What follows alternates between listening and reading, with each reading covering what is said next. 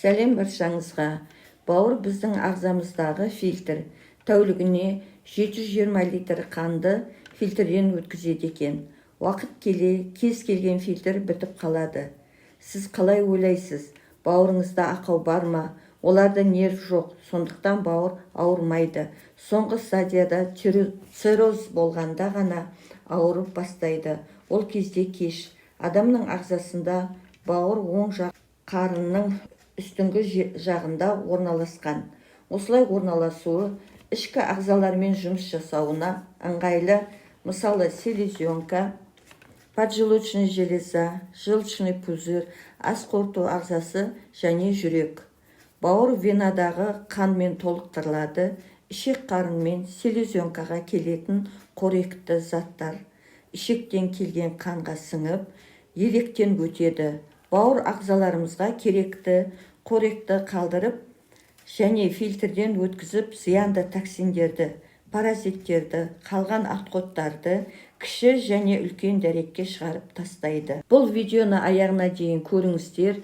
Мен енді бастап жатқандықтан маған тіркеліп, лайк басуды ұмытпаңыздар. Бауыр ең алдымен үлкен ас қорыту безі. Өтті түзетіп, ұлтабарға жібереді.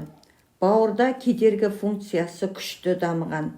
Улы заттарды ақ уыз алмасуынан, қаннан келген зиянды бөгде бөлшектерді, бактерияларды әлсіреп және өлген клеткаларды қанға өткізбей өзінде ұстап қалады. Сондықтан ішектерге таза қан жіберіп отырады. Бауыр қанның құрамын жаңартып, эритроциттерді түзіп отырады.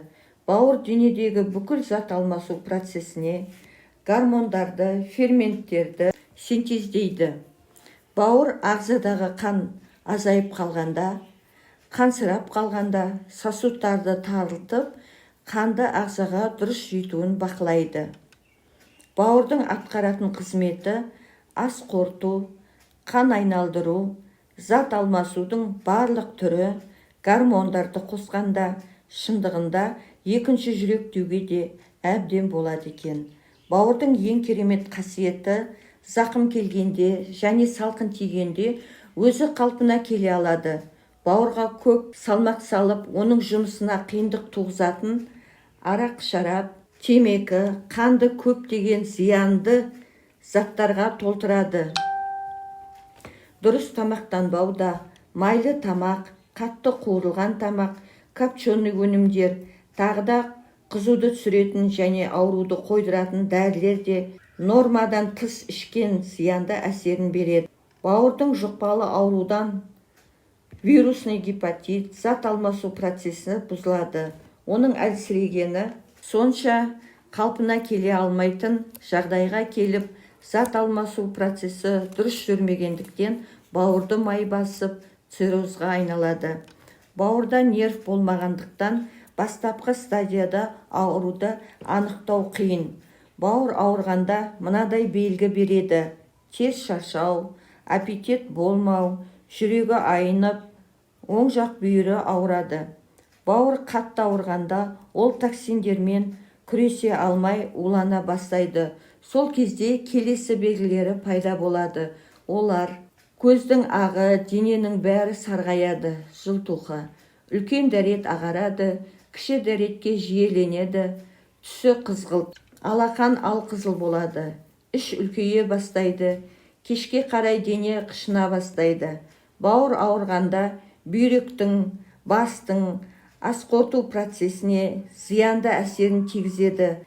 Бауыры өте ауыр зақымдалған адам қайтыс болуы да мүмкін. APL компаниясы осы дерттің жолын қарастырды.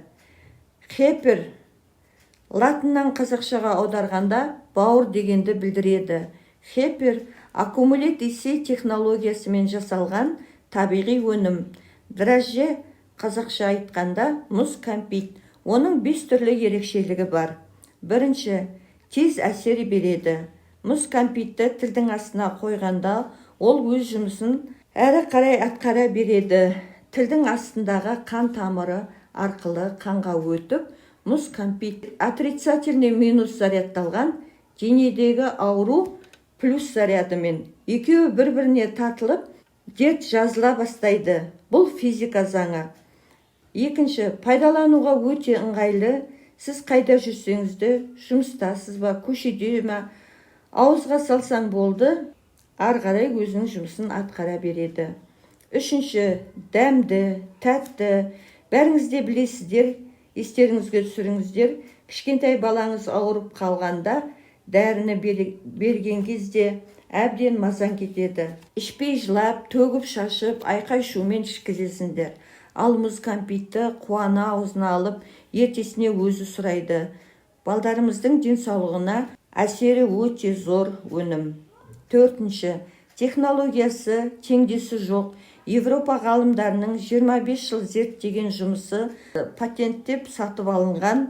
Apple компаниясы ондай аналог дүние жүзінде жоқ. Ешкімде, ешқандай жерде көшірмесін жасай алмайды. Бесінші, құрамы кері әсері жоқ. Жаңа туылған баладан қарияға дейін пайдалана алады. Тіпті жүкті әйелдер мен емізіп жүрген аналарға да болады. Хеппер мұз кәмпитінің денеге әсері бауыр клеткаларын бұзылудан сақтайды, токсиндерді шығаруға көмектеседі, бауырға тез және тиімді көмек береді, өттің шығуына көмектеседі, бауырға түскен улы заттармен күресіп жояды, қабыну процесін болдырмайды, зат алмасу процесін түзеп және де бауырды нығайтады. Хеппер мұз кәмпитті табиғи жеміс-жидек пен емдік шөптерден тұрады. Негізгі төртеуін айта кетейік. Экстракт персика. Құрамы калий, магний, железі, мед, цинк, табиғи алма, лимон қышқылдарына өте бай. Тағы да витаминдер, каротиндер, аскорбиновая кислота, витаминдер группа В, К, Е, П, пектина, эфир сұйық майлары өте бай. Персик бауырдағы улы заттарды шығарады, бұзылудан қорғайды. Артишок өттің шығуын жақсартады және де бауырдың функционалдық жағдайын жақсартады.